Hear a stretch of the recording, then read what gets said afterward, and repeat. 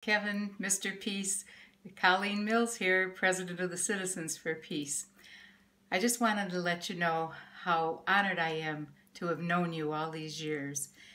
I've seen you in action so many times in Ann Arbor on the International Day of Peace, when you've organized a whole day of peace events, getting performers and so many people of diverse backgrounds.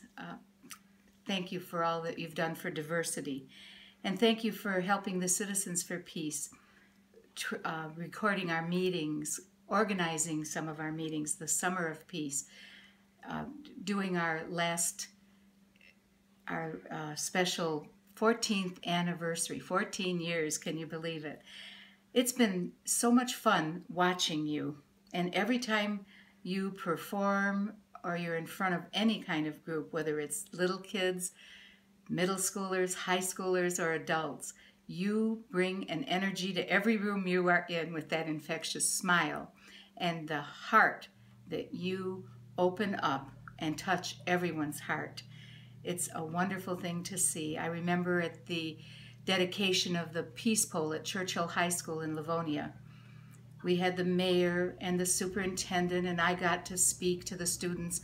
But when you started speaking, that room became energized. I will never forget you leaping off the stage and going up the aisle and reaching out to these students. It's incredible what you do. Thank you so much for what you do. I'm honored to be a part of it.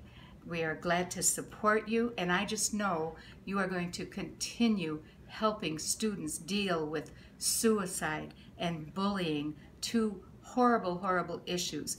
And you are a master at touching hearts and giving people hope and reaching out with such love.